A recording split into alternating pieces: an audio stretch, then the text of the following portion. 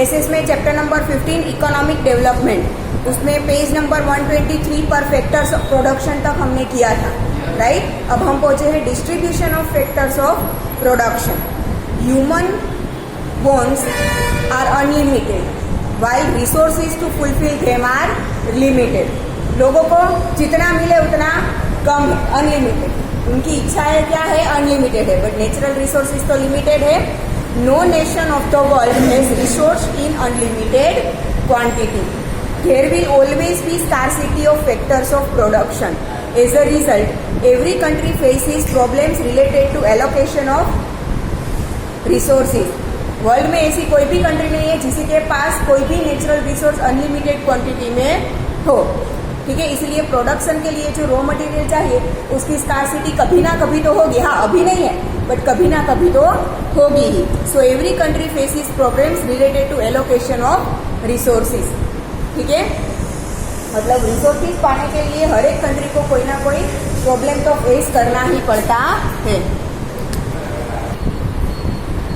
Many questions rise such as why, when and how much quantity of limited resources can be used. कब कितनी quantity कहाँ पर use होनी चाहिए। Unlimited wants, human wants are uncountable and unlimited. So many wants originate from one want. एक ही जरूरत में से फिर नई कितनी जरूरतें बाहर निकलती है। Many requirements are to be fulfilled again and again while many wants arise because of development of science and technology. Thus, because of many reasons, wants become unlimited. So, in order to fulfill the wants, one has to make selection among wants. ठीक है, कौन सी चीज कितनी चाहिए उसके बीच में आपको सिलेक्शन करना पड़ेगा। अदरवाइज हर एक चीज अगर हम अनलिमिटेड क्वांटिटी में ऐसे ही यूज करते जाएंगे तो एक टाइम ऐसा आएगा कि हमें कुछ भी नहीं मिलेगा, ठीक है। तो किस चीज की ज्यादा जरूरत है उसके बीच में हमें डिसाइड करना पड़ेगा। Imported order in terms of priority, as the resources to satisfy wants are limited, the individuals has to decide which want is more important. He has to satisfy his requirements in the order of priority. कौन सी चीज सबसे prior है, according to priority चीजें क्या होनी चाहिए, fulfil होनी चाहिए। विच एवर रिक्वायरमेंट इज वो more important that has to be satisfied early and later on the others, ठीक है। Now limited resources, factors of production mainly include natural wealth and man made wealth. Natural wealth मतलब जो natural resources available है वो, man made wealth मतलब इंसान ने खुद बनाकर जो रिसोर्सेज प्रोड्यूस किए हैं वो। All these tools are limited, so they have to be utilized judicially. Distribution of tools has to be done keeping selected wants in the center. सबसे ज्यादा जो चीज चाहिए वो सबसे पहले लेनी होगी। Alternative use of the resource. Resources to satisfy demands are limited. Not only these, they have alternative usage also. When any tool of production may be utilized in more than one way, it means that the tool has multiple usage. Tool मतलब कोई भी resource एक या तो एक से ज्यादा जगह पर यूज होता है, ठीक है। एक से ज्यादा जगह पर अगर कोई रिसोर्स होता है, यूज होता है, that means it is multiple usage. तो ऑब्वियसली उस टाइप का सोर्स का क्या होगा, जल्दी खत्म हो जाएगा। So it may be said that this usage is alternative. For example, if wheat is sown in a land, बाजरा, मेज, ग्राउंडनट और any other yield can not be cultivated, ठीक है। अगर हम किसी लैंड पर हमने व्हीट उगाया है तो ऑब्वियसली व्हीट ही मिलेगा, और कोई चीज आप कल्टीवेट कर सकते हो, मतलब कि जो रिसोर्स से हमें जो मिलता है वो ही मिलेगा। उसके अगर हम मल्टीपल यूज करें या ना करें, वहां से दूसरी कोई चीज और वो चीज हमें कोई दूसरी और जगह से मिल नहीं सकती। समझ में आ रहा है, ठीक है। Other usage of the land has to be stopped. Thus, in above mentioned condition, distribution of factors of production is done in such a way that they satisfy to maximum possible demands. Maximum demands को possible कर सके, satisfy कर सके, ठीक है। इसीलिए हमें क्या करना होगा, उसे arrangement wise use करना होगा। Now, methods of allotting or allocation of resources. Every nation tries to attain speedy economic development. by making the best possible allocation of resources. जो रिसोर्सेज अवेलेबल है उसका बेस्ट यूज कर हर एक country economic development चाहती है. उसी के पास, उसी कंट्री के, उसी के लैंड में जितनी नेचुरल रिसोर्सेज अवेलेबल है उनका बेस्ट यूज कर हर एक कंट्री क्या करना चाहती है, अपनी कंट्री का इकोनॉमिक डेवलपमेंट चाहती है. Allotment of resources is mainly done by two methods. First, market mechanism, and second, social system. Both the systems are opposite to each other. By mingling both systems, many other methods have developed. Every country accepts one or the other method as per their requirement. Following is the explanation of methods of allotment of resources. First, market system. Nations like America, Japan, etc. have made their economic development through market system. ठीक है, दो system है, एक तो market system है, दूसरा है social system. तो कौन सी कंट्री कौन सा सिस्टम यूज करती है? तो जो ऑलरेडी डेवलप्ड कंट्रीज है उन्होंने कौन सी सिस्टम यूज की है? Market system. Market system is also called capitalist system. In this method, the process of resource allocation is done on the basis of profit scope. कौन से रिसोर्स में से कितना प्रॉफिट मिल सकता है, इसके बेस पर वो रिसोर्स का यूज करते हैं. इन this system, in production and it's related activities, profit is at the centre. ठीक है, कोई भी रिसोर्स का यूज करेंगे सबसे सेंटर में क्या रखेंगे? उसके प्रॉफिट को. प्रॉफिट कितना मिलेगा, फिर वो रिसोर्स कैसे यूज करते हैं, इट डजंट मैटर. उससे प्रॉफिट कितना मिलेगा वो ध्यान में रखना है. People invest in those industries where they find more scope of profit. Market is completely free in this system. Government does not have any specific economic policy or does not play any role in this method. Government को इसके साथ कोई लेना देना नहीं है. Public अपने आप, मतलब प्राइवेट डिपार्टमेंट्स होते हैं.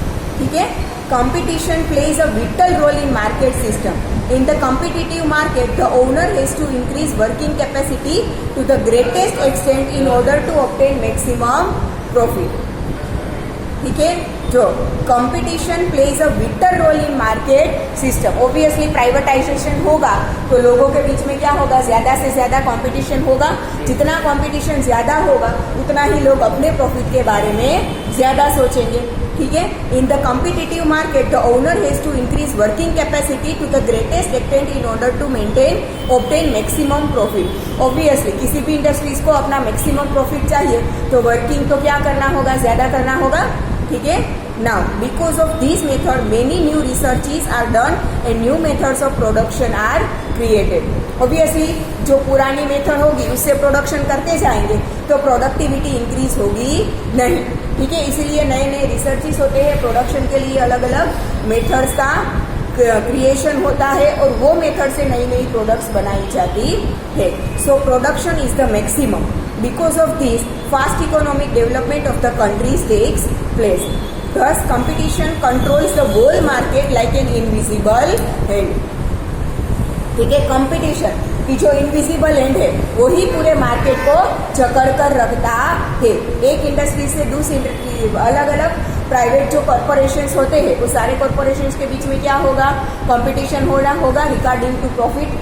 ठीक है. जिसकी वजह से वो अपना डेवलपमेंट ज्यादा से ज्यादा करते जाएंगे. As the state does not interfere, this system is also known as free economy. State does not interfere मतलब प्राइवेटाइजेशन जहाँ पे होता है वहाँ पे गवर्नमेंट कोई इंटरफियर नहीं करता. ठीक है. इसीलिए इसको फ्री इकोनॉमी भी बोला जाता है.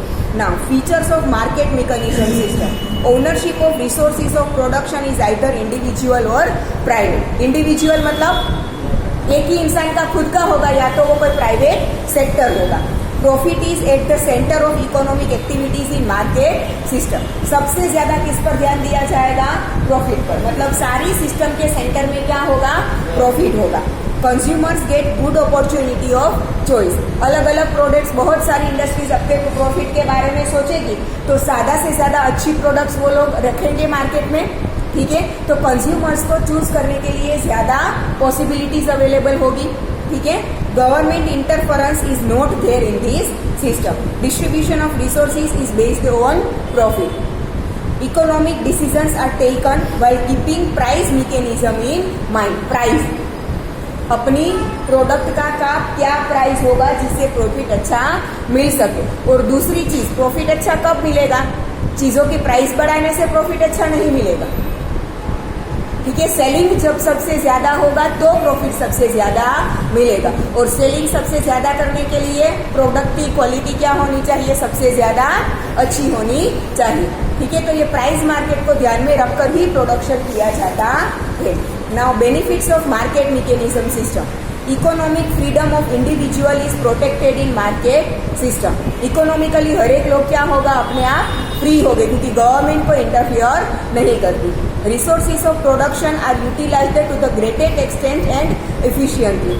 अबंडेंट प्रोडक्शन में बी डन। अबंडेंट मतलब बहुत ज्यादा चीजों का प्रोडक्शन होता है। New explorations keep on taking place continuously in economy. As a result economic development becomes faster. Quality of things improve because of competition. अपनी चीजें मार्केट में ज्यादा चलाने के लिए क्वालिटी ज्यादा से ज्यादा अच्छी होने लगेगी। Now limitations of market mechanism system. In spite of having many benefits, market system is not perfect. There are many disadvantages and limitations of it, which are as follows. Because of keeping profit in the center of production, commodities are produced in more quantity and production of luxurious commodities of basic requirement is neglected or reduced. ठीक है, luxurious commodities मतलब कि profit को ध्यान में रखते हैं, इसलिए लोग क्या करेंगे?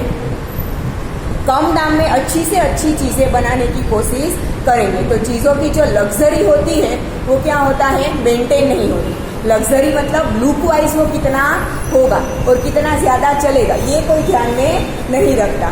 Now because of lack of policy related to role of state, natural resources are wasted. Government को इंटरफियर नहीं करता तो ऑब्वियसली नेचुरल रिसोर्सेज प्राइवेटाइजेशन में जो जितना चाहिए होगा अपने आप यूज करेगा, ठीक है। इसलिए नेचुरल रिसोर्सेज का वेस्ट भी थोड़ा ज्यादा होता है। Due to lack of knowledge and ignorance about the market, consumers are exploited. कई बार ऐसा होता है कि बहुत सारी चीजें अवेलेबल हो तो उसमें से कंज्यूमर मतलब कि कस्टमर को सिलेक्शन करने में प्रॉब्लम होती है, तो कई बार उनके हाथों में गलत चीज भी लग जाती है। Now due to centralisation of property and income there is increase in disparity of income. Centre में सिर्फ प्रॉफिट और प्रॉफिट ही रहता है तो सबको अपनी इनकम बढ़ाने के लिए increase in disparity of income, सबको अपनी सिर्फ इनकम ही बढ़ाने में वो लोग क्या होंगे? डेस्परेट होंगे। There is a fear of monopoly, economic instability, exploitation of labour etcetera. Now socialist system, second system. Socialist system originated because of limitations and failure of market system. Market system के बहुत सारे limitations है, उसके failure भी है, जिसकी वजह से फिर सोशल सिस्टम आया। Countries like Russia and China have achieved fast economic progress by adopting this system. America Japan में मार्केट सिस्टम है जबकि रशिया और चाइना में सोशलिस्ट सिस्टम है। Socialist system is quite opposite to the market system. In the socialist system all economic decisions are taken by the state machinery. Government के हाथ में सब कुछ होता है। State owns all the resources of production.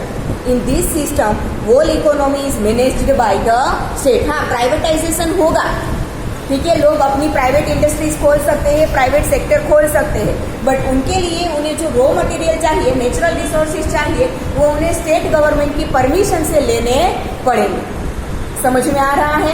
ठीक है। जबकि मार्केट सिस्टम में क्या होगा? नेचुरल रिसोर्सेज अपने आप यूज कर सकते हैं, जबकि सोशल सिस्टम में प्राइवेटाइजेशन होगा, लोगों का अपना सेक्टर होगा, बट जो रिसोर्सेज चाहिए होंगे वो स्टेट गवर्नमेंट की परमिशन से यूज करने होंगे।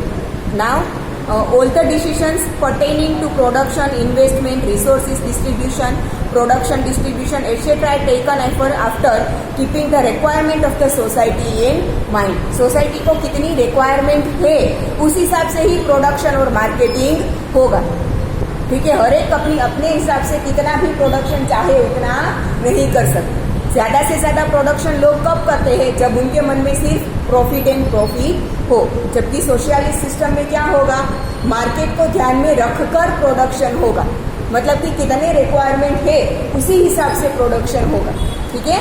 Now in the socialist system rather than profit social welfare is at the centre. Social welfare मतलब लोगों को कितना अच्छे से चीजें मिलती है कम प्राइस में, वो ध्यान में रखकर पूरी सिस्टम चलाई जाएगी, ना ही कि profit.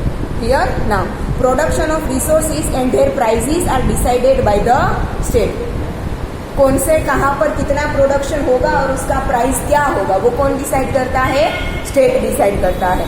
The responsibility to achieve the target of production decided by the state governed factories. Farming is also owned by the state. Labour are paid according to their ability and accordingly work is taken from them. Only सारा सब कुछ देखे तो production किसके हाथ में होता है? पूरा का पूरा स्टेट गवर्नमेंट के हाथ में होता है, ठीक है। लेबर्स उसमें रखे जाते हैं काम करने के लिए और उनको पेमेंट भी कहाँ से मिलेगा? स्टेट गवर्नमेंट से मिलेगा। Now features of socialist system. Resources are owned by the state. All the economic decisions are taken by the state rather than profit. Social welfare is at the centre of economic activities. Labourers are paid wages in return of work. जितना काम होगा उसके हिसाब से payment उनको मिलेगा। Benefits of socialist system. Because of production according to the requirement of the society, unimportant and luxurious items are not produced. ठीक है, जितना चाहिए उतनी जितनी चाहिए वैसी आइटम प्रोड्यूस नहीं होगी, क्योंकि सोसाइटी को मार्केट को ध्यान में रखकर ही प्रोडक्शन होगा।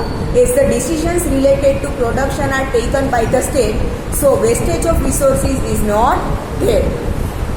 Disparity of income and property is removed. Consumers are not exploited. Limitations of socialist system.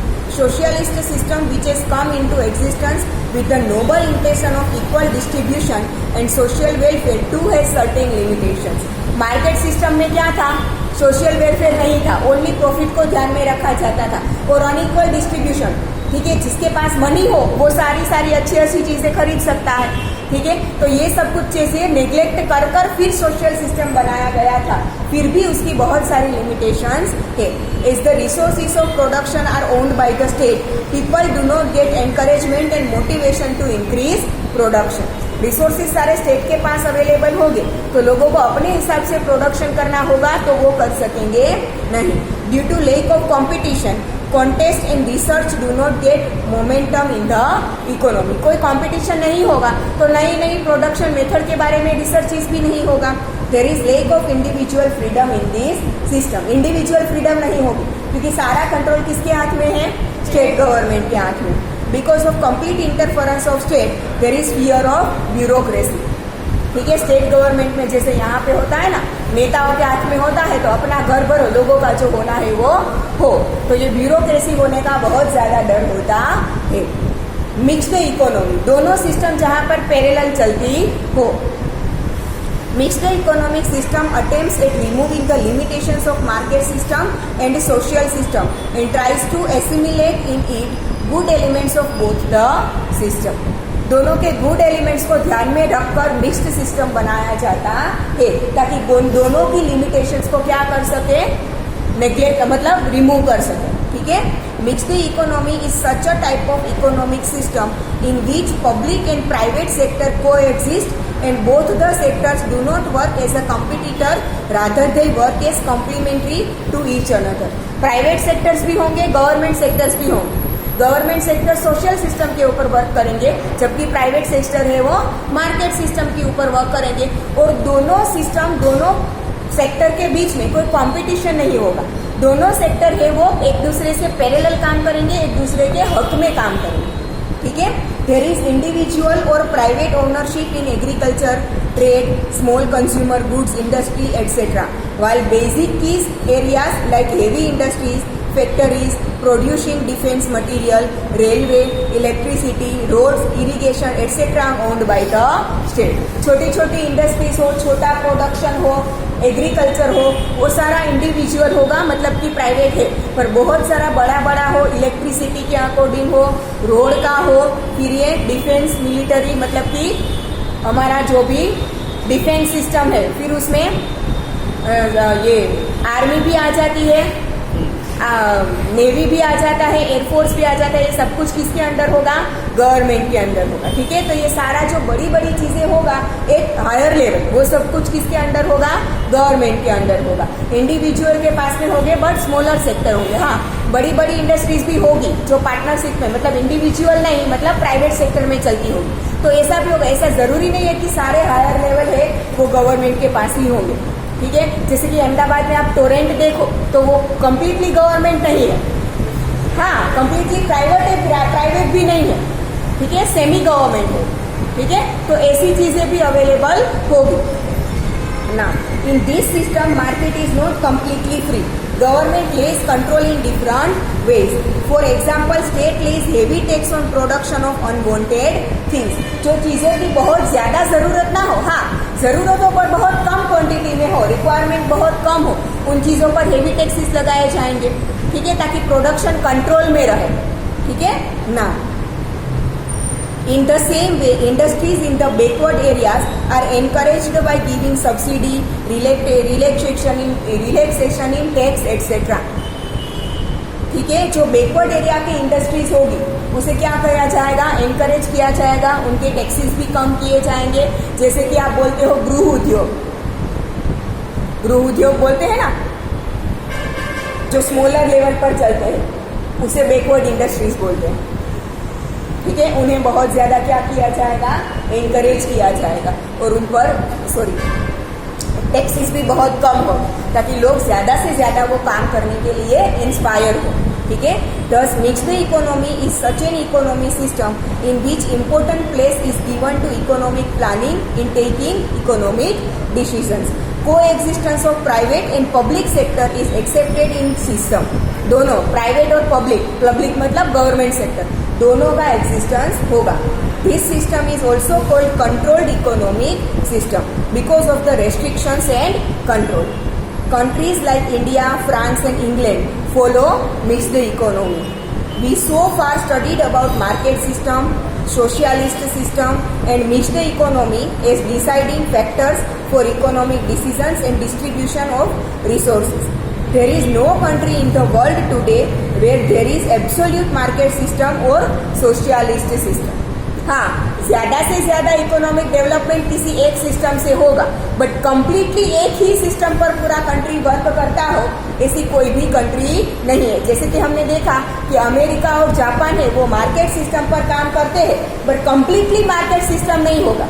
हाँ, 80% होगा, बाकी का 20% किस पर होगा?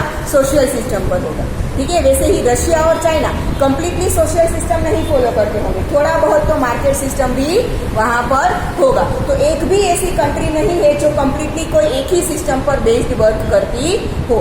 ठीक है ना।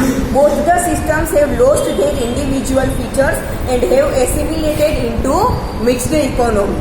Market systems witnesses indulgence of planning elements and state interference, while socialist system witnesses economic relaxation and economic liberalization. Market system में थोड़ा बहुत गवर्नमेंट का हस्तक्षेप, मतलब उसका इंटरफेरेंस होने लगा है, और जो सोशल सिस्टम की जो कंप्लीटली गवर्नमेंट के हाथ में थी उसमें थोड़ा लिबरलाइजेशन, मतलब थोड़ा बहुत प्राइवेटाइजेशन अब होने लगा है ना। But demerits are also witnessed in mixed economy. Obviously कोई भी सिस्टम करो थोड़ा बहुत तो उसके डीमेरिट्स होगे ही होगे। ठीक है, for example economic instability, lack of coordination, inconsistent economic policy, low rate of growth of economic development etcetera. There are limitations in mixed economy. देखो for example economic instability, economic instability मतलब कि हर एक year का जो economic income है वो equal नहीं रहता। ठीक है, मानो कि इस साल 100 करोड़ का, मैं फॉर एग्जाम्पल बोल रही हूँ, 100 का इतना कम तो किसी भी कंट्री का नहीं होता, फॉर एग्जाम्पल बोल रही हूँ। ठीक है, इस साल प्रॉफिट हमारा मानो कि ये गया, इकोनॉमिक ईयर कहाँ से स्टार्ट होता है? अप्रैल टू मार्च का होता है ना, वो जनवरी टू दिसंबर का नहीं होता। इकोनॉमिक ईयर क्या होता है? अप्रैल से स्टार्ट होकर दूसरे साल के मार्च में खत्म होता है। ठीक है, तो लास्ट ईयर का देखें तो अप्रैल 2020 से लेकर मार्च 2021 का जो इकोनॉमिक ईयर था मानो कि उसका इंडिया का इकोनॉमिक प्रॉफिट जो इकोनॉमिक इनकम होती है, मानो कि वो 100 करोड़ थी, तो नेक्स्ट ईयर शायद क्या होगा, इंक्रीमेंट तो होगा बट मानो कि 2% होगा, उसके नेक्स्ट पर्सन 3% होगा, तो फिर से नेक्स्ट ईयर शायद 2% होगा। तो जो इंक्रीमेंट होता है एवरी ईयर, डिक्रीमेंट तो नहीं होता, एवरी ईयर इंक्रीमेंट होता है बट वो इंक्रीमेंट स्टेबल नहीं रहता। कई सारे ईयर ऐसे होते हैं कि जिसमें ज्यादा इंक्रीमेंट होता है तो किसमें थोड़ा कम इंक्रीमेंट होता है, तो ये स्टेबिलिटी नहीं रहती। ठीक है, now coordination in consistent economic policies, जो इकोनॉमिक पॉलिसीज गवर्नमेंट द्वारा लाई जाती है वो सही से फॉलो नहीं होती, क्योंकि प्राइवेट सेक्टर है वो कम्प्लीटली उसे फॉलो नहीं करते। Low rate of growth of economic development, जहाँ पर प्राइवेट सेक्टर नहीं मतलब कि पब्लिक सेक्टर होंगे वहाँ पर ग्रोथ बहुत कम होता है, क्योंकि उनका ध्यान रखने वाला कोई अवेलेबल होता नहीं है, क्योंकि गवर्नमेंट सेक्टर्स में गवर्नमेंट एम्प्लॉयज रखे जाते हैं बट वो अपना काम अच्छे से नहीं करते। क्लियर? तो इसी के साथ ये चैप्टर खत्म होता है। नेक्स्ट लेक्चर से कोई न्यू चैप्टर स्टार्ट करेंगे।